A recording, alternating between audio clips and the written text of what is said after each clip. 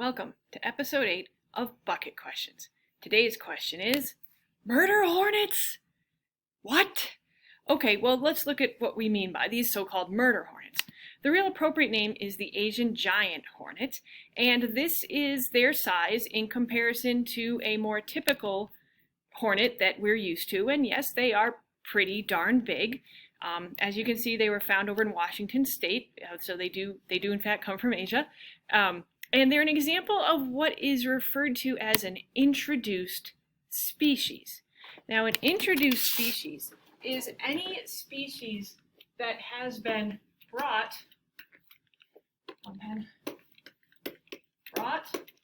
to a new area by indirectly or directly by humans. Sometimes species are brought to a new area on purpose, and sometimes they're brought accidentally. I can spell that right.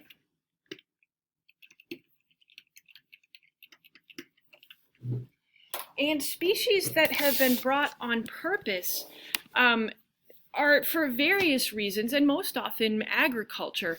In fact, there are many species that were brought over by European colonists for agricultural purposes that have been in North America so long we forget that they're not actually native, and that includes the apple tree and the horse, along with lots of other farm animals such as cows and chickens and some breeds of goats and things like that, wheat, for example. So lots of things that we use in agriculture are actually introduced.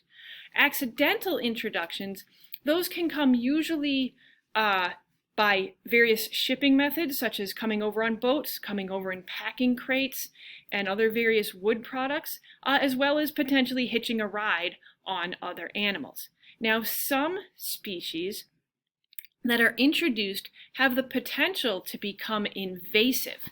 And invasive species happen when a particular species is able to spread or reproduce very quickly.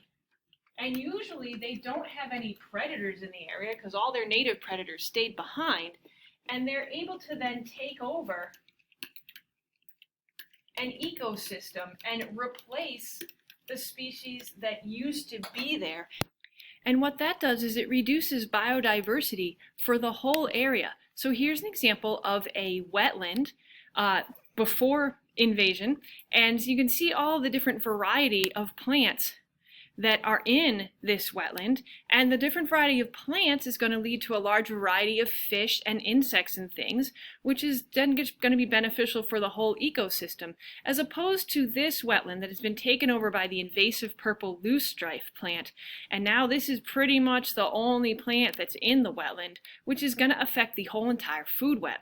Another really good example, of course, is milfoil. So here's the dreaded milfoil. Not only does it reduce the ecosystem of the lake, but it also affects the economy of the people who depend on the lake. Can you imagine if milfoil got into our lake?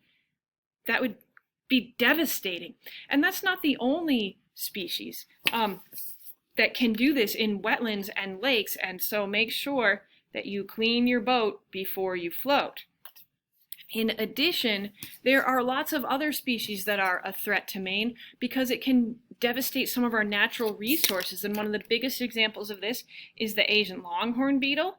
Now, there are lots of native beetles that look similar, so some of them are really important for the ecosystem, but these guys are the ones, and what they do is they eat sugar maple trees, and they kill them when they exit through these exit holes, and if that would be devastating not only for the maple trees in the ecosystem, but for the way we use them as a natural resource.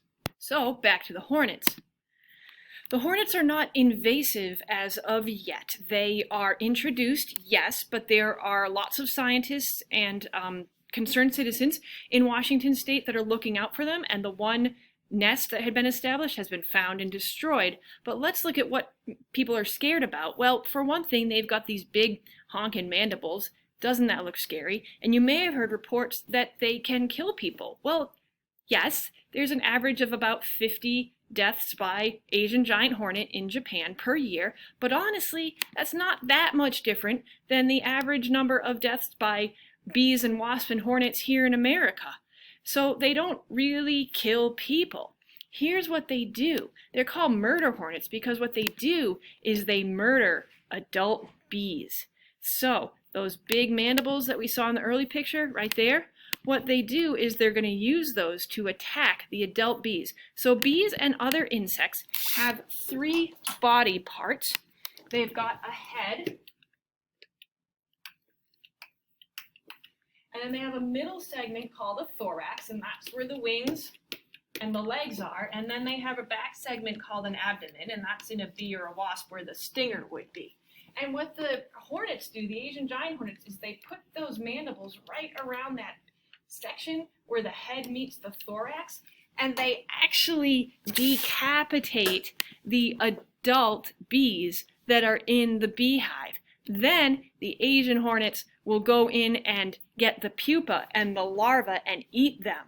And so they can devastate an entire colony of bees by killing the adults and eating the babies. And that's why they're called murder hornets. Okay, but why do we care about the bees? Well, overall, the bee population is in decline in the United States and worldwide. There are lots of things causing the bees to decline, including mites, viruses, climate change effects, and differences in the ways that the bees can find food and nectar and pollen, as well as pesticide use. And all of these are contributing to bee populations going down in general. And now we're going to have hornets on top of that kill the whole hive just for a snack. Okay, so we care about bees because of agriculture. Honeybees are super important for pollinating so many of the crops that we grow or that we import and that we like to eat, not only in America but all around the world. And here in Maine, honeybees are used to pollinate wild blueberry. And you might not realize that, but every spring, trucks full of honeybee hives are driven up to Maine and deposited in the blueberry fields for a few weeks to pollinate all of the blueberry flowers so that they can become blueberries. This is a big diagram of inside of a flower, and I'd make my screen bigger and just do webcam, except that last time I did that the whole program crashed, so I'm going to try it this way. And so this right here is where the pollen comes from. And then the pollen is supposed to land on top of the stigma, and then the pollination is supposed to happen, and here is where the seed will grow. And in many of our crops, the seed will then grow into a fruit. So no pollination of flowers, no blueberries. And so what the bees do, as hopefully you know, is they help transfer the pollen from the anthers of the flower to the stigma of the flower. And wild bees will do the same thing. And so wild bees are going to pollinate a lot of our native wildflowers and some of our trees. But in addition to that, wild bees also do help pollinate crops. And scientists are really trying to figure out exactly how much pollination is done by the honeybees that get trucked in and how much is done by wild bees. And as it turns out, it's a pretty significant percentage. So we don't want the Asian giant hornets to take out our wild bee population any more than our honeybee population. What we want in an ecosystem is a high level of biodiversity, and there's really a lot more different kinds of bees that pollinate wildflowers and crops than we usually think about. We're familiar with honeybees. Note, by the way, that it's the European honeybee, which means honeybees are introduced species as well. And then you're probably familiar with bumblebees, but there's a lot of other bees as well that are important pollinators. So why is biodiversity important in an ecosystem? Well, it leads to stability of the whole food web. So usually in a typical food web, what we're going to have is we're going to have a whole bunch of plants all throughout, and the plants are known as producers. And they form the basis of the whole food web. And then you're going to have some animals, and those animals are going to eat the plants. And I'm going to draw a few more in here.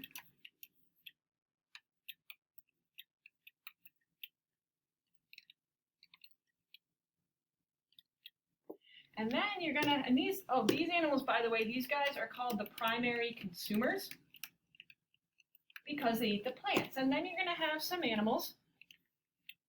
That's a fat one. Let me try that again.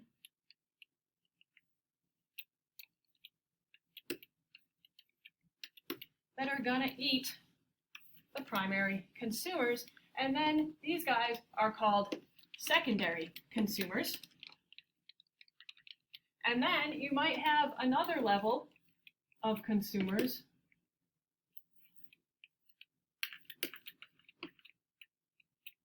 that might eat the secondary consumers, or maybe they're going to eat some of the primary consumers, or maybe they're going to even eat the producers. And the more diversity that you have in an ecosystem, the more stable this whole system is. This tower of blocks represents an ecosystem with lots of biodiversity. And the more biodiversity that you have, then the less it actually matters if one particular species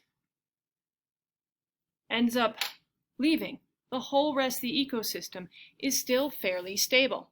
But if there are very few species in an ecosystem and one of them gets wiped out,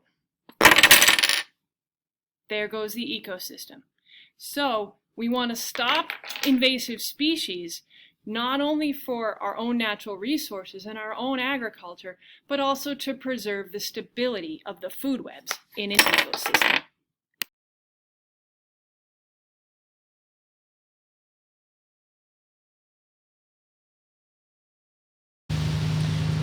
Hi class, guess what? Today we found an owl pellet in the yard. See? Over here we have this little cool bone. Doesn't it look cool? See? Yeah. This is like a claw of some sort. See all the tiny fingers? And here we have another claw. But guess what? See? You see this little strand right there? If I pull it, the claws contract. Ready? Watch.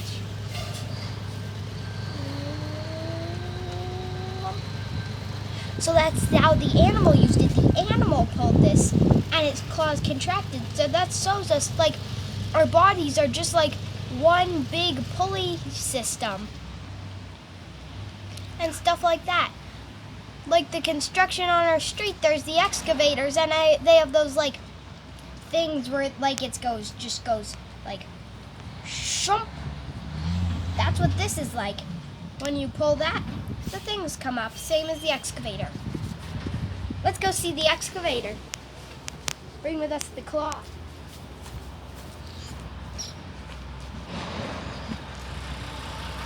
There it is.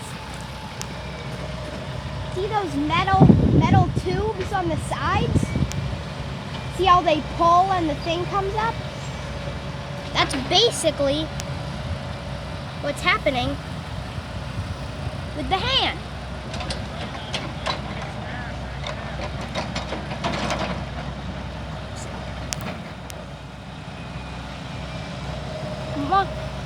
Mom's gonna zoom in so you can see it better. Did the water drain out of your basement? Oh, good. So we know that the drain works. That's the construction guy talking. See? Doesn't it look exactly like this? The metal tube contracts and the thing goes up. And it comes back down. Well, that's all for today. Bye!